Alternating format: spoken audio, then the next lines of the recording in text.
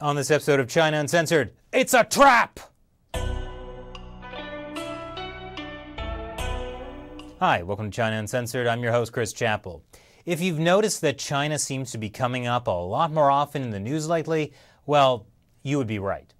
Chinese officials are eager to make China a superpower, and they're doing it with the help of an ancient Chinese Communist Party secret.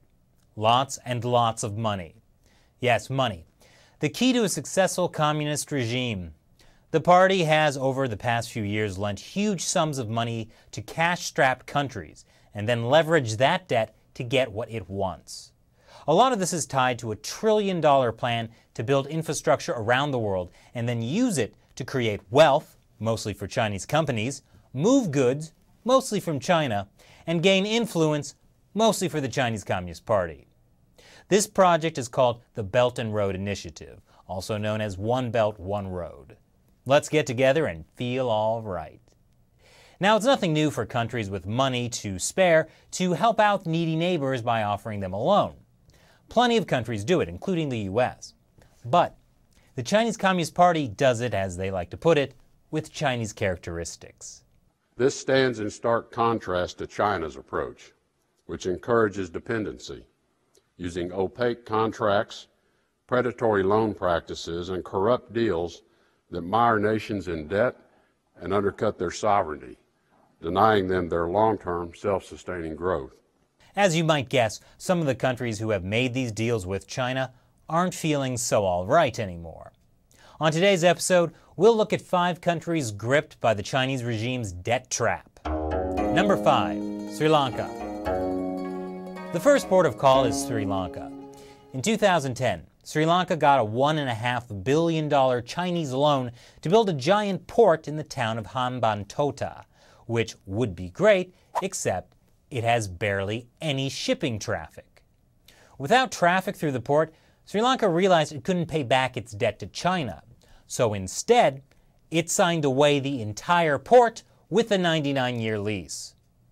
The China Merchants Port Holding got a 70% controlling stake in the Hambantota port. With this agreement, we have started to pay back the loans, the Prime Minister of Sri Lanka told Parliament, and talked about there being more money for economic development. But critics say the cure might be worse than the disease. Some see the deal as a precedent for countries that owe money to China to accept deals that involve signing over territory.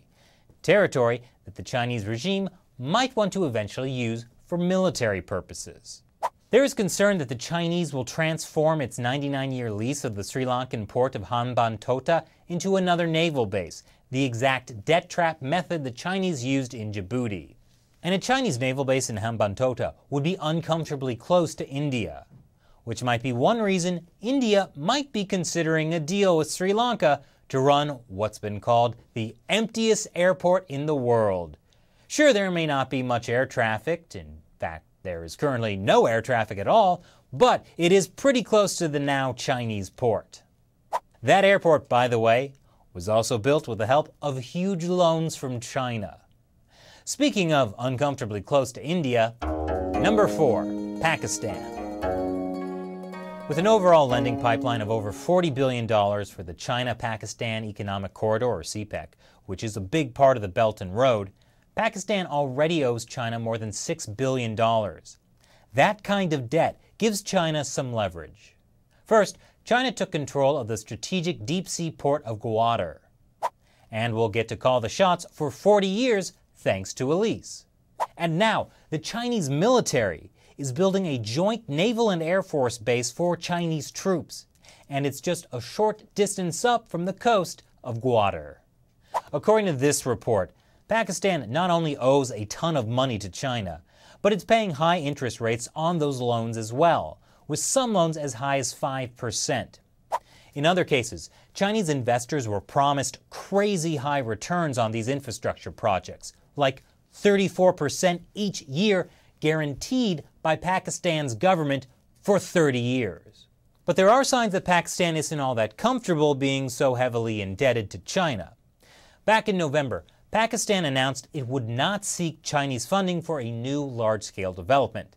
They said China's conditions for financing the long-delayed $14 billion Daimir Basha Dam on the Indus River were not doable and against our interest. Pakistan is also heading toward a debt crisis. That means they might have to get bailed out by the International Monetary Fund, which would not only be embarrassing for Pakistan and China, but also would probably limit future Chinese investment. Plus, after a recent election, it's not clear how the new prime minister is going to treat these ongoing deals with China. Has Pakistan learned its lesson after being forced to let China open a military base on its soil? Who knows? But certainly, it's not enough of a lesson to stop. Number 3, Montenegro. What's Montenegro? It's one of those Eastern European countries that's approximately the size of Yankee Stadium and is located here. No, wait, it's here. It's also the only country in Europe without a highway. That's not a joke. But then, the Chinese Communist Party offered to help Montenegro build one. The Montenegro government calls it the construction of the century and a pathway to the modern world. It would be a 100-mile highway with massive bridges that cut through difficult mountains and valleys. But Montenegro only has 630,000 people, which is fewer people than my small neighborhood in Queens.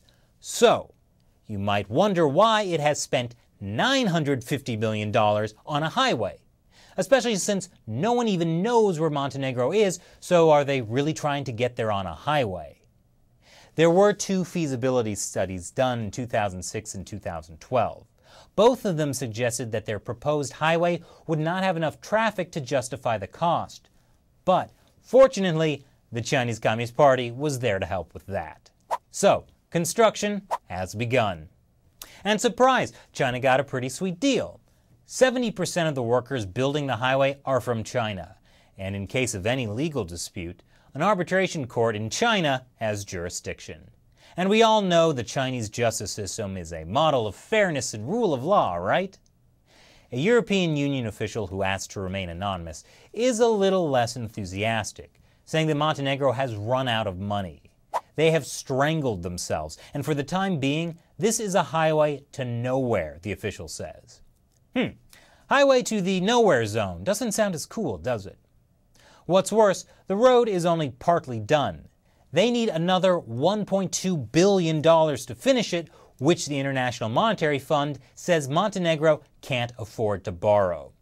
With a debt-to-GDP ratio expected to soon hit 80%, Montenegro's government has already had to raise taxes, freeze public sector wages, and cut social spending. But Montenegro's prime minister has vowed to finish the highway at any cost and promises to deepen cooperation with China in other areas, including hydropower and tourism. And that's exactly the kind of commitment Chinese officials want. Number 2, the Maldives. The Maldives, a tropical paradise located in... Okay, I had to look this one up too. It's here, in the Indian Ocean. Gorgeous weather, secluded beaches, and what's this? The Chinese-Maldives Friendship Bridge? It's a $225 million bridge that's funded mainly through a grant and loan from, you guessed it, China. The loan is the tough part.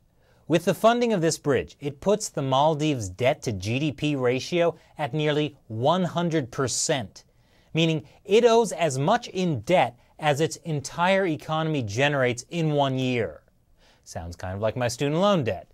And take it from me, that's not healthy. But the Maldives is already dealing with being swallowed up by rising sea levels and could be underwater in 60 years. So really, does it matter if they're also financially underwater from debt to China? They're like, yeah, China, why don't you try to collect your money from the ocean? Well, the problem, of course, is that before the Maldives becomes the next Atlantis, the Chinese Communist Party could still force them to, say, give up land for a Chinese military base, which would just so happen to be in an excellent strategic location near India. But don't worry, the Chinese ambassador said in a recent speech that Chinese investment in the Maldives are totally normal, and that the allegations of land grabbing and debt trap are totally groundless. Not that anyone asked, but it's better to get ahead of these things, sometimes. Number 1, Djibouti. If you don't know where Djibouti is, you've got a problem. Because I've talked about it so many times on China Uncensored. The African country of Djibouti is home to China's first, but definitely not last, overseas military base. Also, it's just a few miles down the road from an American military base, giving rise to a shocking incident where Chinese personnel allegedly pointed lasers at U.S. pilots. Well, the joke's on them, because the U.S. military has already stopped using cats as pilots. But childish laser games are the least of America's worries. The Washington Post recently asked, can the Trump administration stop China from taking over a key African port? Why would it want to? Well, ever since the government of Djibouti seized control of the Darala container terminal from a Dubai-based company in February, there have been reports that it plans to strike a deal with a Chinese state-controlled firm to run the facility. And it just so happens that the port is the main access point for American, French, Italian, and Japanese bases in Djibouti, and is critical to launching anti-terrorism missions in parts of Africa and the Middle East. The U.S. military is now warning that if a Chinese state-run company gains control of the port, U.S. national security interests will be put at risk. Meanwhile, officials warn that Djibouti has been growing closer to and is increasingly indebted to the Chinese government. If only someone could shine a light on this problem, some kind of bright, single-color beam of light. So what do you think about the debt trap some countries have fallen into with China? Leave your comments below. And before you go, it's time to answer a question from a fan who supports China Uncensored on the crowdfunding website Patreon. David Michael White asks, Chris, which flavor of tea would you highly recommend for others to taste? This is probably the most important question I've ever answered on the show. I take tea very seriously. Years before I started China Uncensored, I worked at a Chinese tea house, so I know a thing or two. First of all, if you ever see some kind of blended tea like strawberry samurai green tea matcha latte, run the other way. Get some high-quality loose-leaf tea and learn how to brew it. Boiling water and green tea do not mix. Start with some cheaper teas to develop your palate and gradually work your way up to more expensive teas. My favorite type is Phoenix Oolong teas, and my personal favorite Phoenix Oolong tea is one called Yashixiang, which means the fragrance of duck poop, to use the more polite translation. The story goes, the tea got that name because it was so good, locals didn't want to share it with outsiders, so they gave it a less than appealing name. And that's the lesson. Jealously hoard your tea. Tea's no joke. Thanks for the question. And remember, China Uncensored is supported by viewers like you. So I'd like to ask you, if you can, please support the show on the crowdfunding website Patreon with $1 or more per episode. Link is below. As a way of saying thanks, you can submit questions you have for me and I'll answer them at the end of each episode. Thanks for watching this episode of China Uncensored. Once again, I'm your host, Chris Chappell. See you next time. Have you been watching China Uncensored religiously for years because it's the best and greatest source for China-related infotainment? Of course you have. So support us where it counts. Contribute $1 or more per episode by clicking this orange button. We have a crowdfunding website called Patreon, where you can get cool rewards. Click now.